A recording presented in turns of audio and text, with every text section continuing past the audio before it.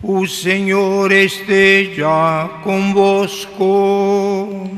Ele está no meio de nós. Proclamação do Evangelho de Jesus Cristo, segundo João. Glória a vós, Senhor. Naquele tempo, Jesus foi para o outro lado do mar da Galileia, também chamado de Tiberíades. Uma grande multidão o seguia, porque via os sinais que ele operava a favor dos doentes. Jesus subiu ao monte e sentou-se aí com os seus discípulos. Estava próxima a Páscoa, a festa dos judeus. Levantando os olhos e vendo que uma grande multidão estava vindo ao seu encontro, Jesus disse a Filipe: onde vamos comprar pão para que eles possam comer? Disse isso para pô-lo à prova, pois ele mesmo sabia muito bem o que ia fazer. Filipe respondeu: nem 200 moedas de prata bastariam para dar um pedaço de pão a cada um. Um dos discípulos, André, o irmão de Simão Pedro, disse: está aqui um menino com 5 pães de cevada e 2 peixes. Mas o que é isso para tanta gente? Jesus disse: fazei sentar as pessoas. Havia muita relva naquele lugar, e lá se sentaram aproximadamente 5.000 homens. Jesus tomou os pães, deu graças e distribuiu-os aos que estavam sentados, tanto quanto queriam. E fez o mesmo com os peixes. Quando todos ficaram satisfeitos, Jesus disse aos discípulos: recolhei os pedaços que sobraram, para que nada se perca. Recolheram os pedaços e encheram 12 cestos com as sobras dos 5 pães, deixadas pelos que haviam comido. Vendo o sinal que Jesus tinha realizado, aqueles homens exclamavam: este é verdadeiramente o profeta, aquele que deve vir ao mundo. Mas quando notou que estavam querendo levá-lo para proclamá-lo rei, Jesus retirou-se de novo, sozinho, para o monte. Palavra da salvação. Glória a vós, Senhor.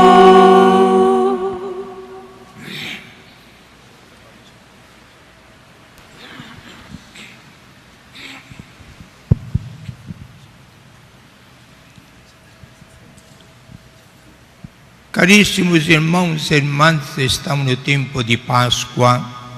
O Círio Pascal está aqui conosco, embora seja apagado por negligência dos padres, tá? Mas deve estar aceso.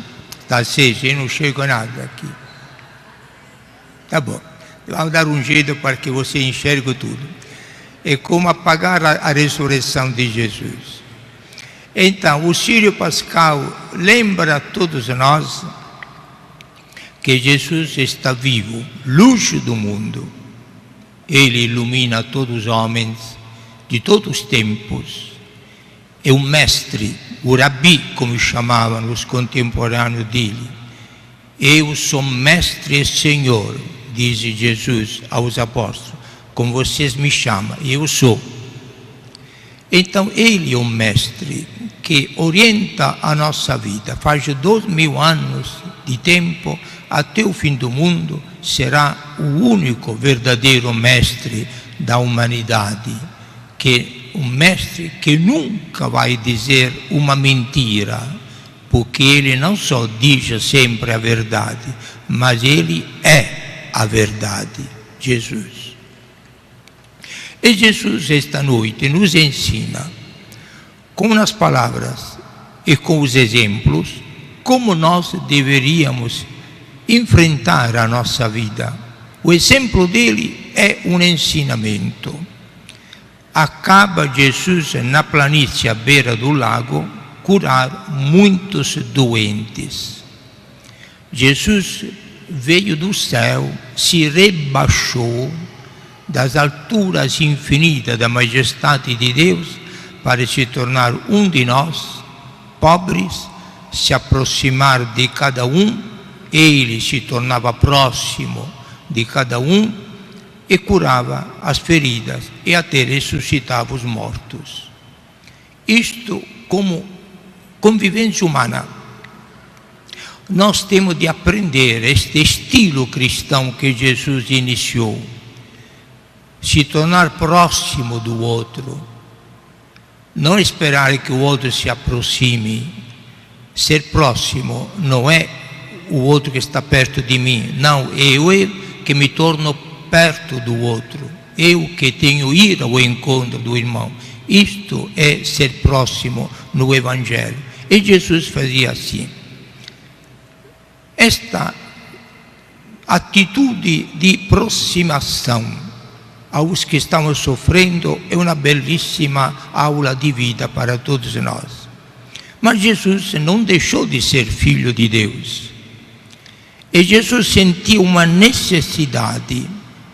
Apenas ele podia se libertar daquela perseguição, diria, assédio de tantos doentes, pobres, aleijados que o procuravam. Jesus se retirava, subindo um monte, diz o Evangelho. Com os homens, Jesus sabia descer ao encontro dos homens. Quando se tratava de se relacionar com o Pai, Jesus subia sempre um monte, no lugar solitário. E aí passava até noites inteiras, conversando, dialogando com o Pai. A oração de Jesus. Ação e oração. Um exemplo belíssimo para todos nós. Quanto mais Jesus gastava de tempo para atender as pessoas, às vezes o dia inteiro, sem lhe deixar tempo nem para comer, tanto mais horas ele gastava na oração, na noite. Somos capazes nós de fazer assim? Nem eu sei capaz. Mas nós deveríamos aprender pelo exemplo de Jesus. Não basta só ação. A ação deve ser animada pelo espírito da oração. Quanto mais se trabalhar, tanto mais reze. Esta é a lição dele, de Jesus e dos santos. Então, enquanto Jesus estava no monte rezando, os discípulos se aproximaram dele. Depois que Jesus tem falado com o Pai, Jesus é homem também, e tinha uma sensibilidade incrível, invejável.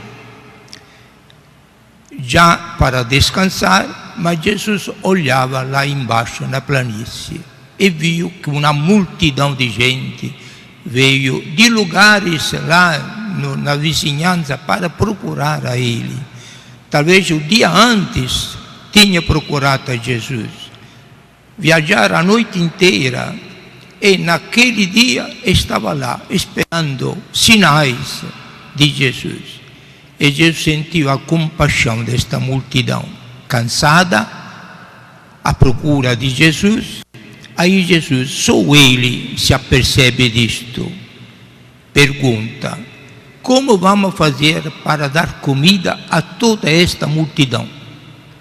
Nenhum dos apóstolos teve a coragem de indicar esta necessidade. Só Jesus. Os apóstolos, naturalmente, acham justamente que não tem condições para matar a fome de milhares e milhares de pessoas. Mas Jesus é o Criador de todo o universo, a Ele não custa nada, e providenciou. Providenciou como? Se servindo da generosidade de uma merendinha de uma criança, que levou consigo 5 pãozinhos e 2 peixinhos, talvez numa sacolinha. E André se apercebeu disto, disse: menino, você pode dar ao mestre esta merendinha? Pois não. A generosidade da criança provocou em Jesus a multiplicação de milhares e milhares e milhares de pães e de peixinhos, para matar a fome de toda aquela multidão, 5.000 homens. E desta fartura sobraram 12 cestos de sobra, de pedaços. A generosidade de Deus. Pois é, caríssimos irmãos, este é só o relatório histórico, mas por trás o Evangelho de São João, capítulo 6, um capítulo belíssimo. Esta é a introdução do capítulo 6, que depois que os apóstolos saíram numa tempestade e Jesus foi alcançá-lo caminhando no mar e milagrosamente depois entrou no barco, depois Jesus aproveita desta multiplicação de pães para falar da outra multiplicação de pães que acontece em todo momento, em toda a face da terra. E Jesus não se cansa de multiplicar este pão.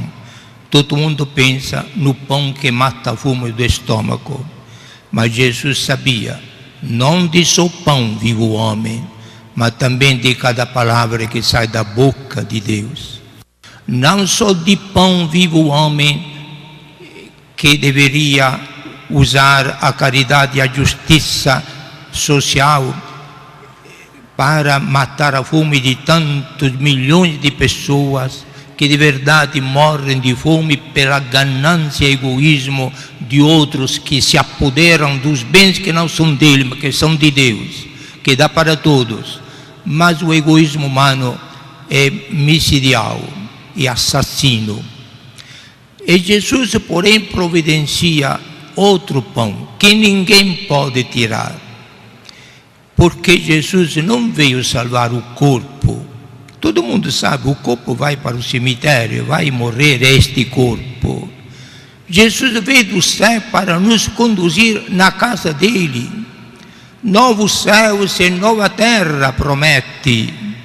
Esta terra é provisória, esta existência é provisória. Então Jesus providencia o alimento imortal para nos comunicar a imortalidade. Isto Jesus só pode fazer, nenhum santo pode fazer tudo, nem Nossa Senhora, este grande milagre de nos dar o pão espiritual que fartamente alimenta o nosso espírito, a nossa alma, para lhe dar condições de alcançar a ressurreição. Como Jesus vai dizer, continuando o capítulo 6 de São João, falando da Eucaristia, do pão eucarístico. Quem comer do meu corpo receberá a vida eterna, e eu ressuscitarei. A vida eterna, nenhum pajé, nenhum cientista, nenhum grande da terra poderá proporcionar a ninguém. Mas a vida eterna só Deus pode dar. E Jesus veio para isto, para matar a morte que o pecado provocou e para doar a vida eterna que é Ele, para todos que nele acreditam e, sobretudo, os que se alimentam do corpo da imortalidade, da ressurreição, da vida nova, que é o corpo eucarístico de Jesus, que nós estamos celebrando e daqui a pouco a maioria de vocês vai receber. caríssimos irmãos, esta introdução do que a liturgia vai falar para nós nestes próximos dias. O discurso de Jesus sobre a Eucaristia, que é o sacramento não só da presença real de Jesus, o corpo, sangue, alma e divindade, e agora Jesus ressuscitado, como está aqui no sacrário, e como nós vamos celebrar daqui a pouco na consagração, e como nós vamos receber na comunhão. Mas o Jesus vivo que nós vamos ter como companheiro, amigo, como cabeça de todos nós unidos numa comunhão extraordinária, na felicidade eterna, porque Jesus nos proporcionará a própria divindade, nos proporcionará a própria santidade, a própria vida eterna, e sem medo de fazer uma heresia, uma afirmação herética contra a teologia dogmática da Igreja, posso dizer, todos nós, com Jesus, lá no céu, seremos a segunda pessoa da Santíssima Trindade.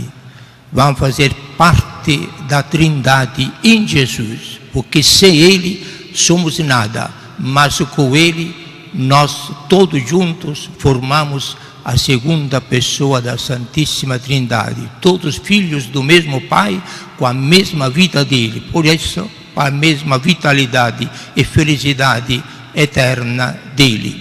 Isto desejo para todos vocês e a minha Padre Mário também, naturalmente. Louvado seja nosso Senhor Jesus Cristo. Para sempre seja louvado.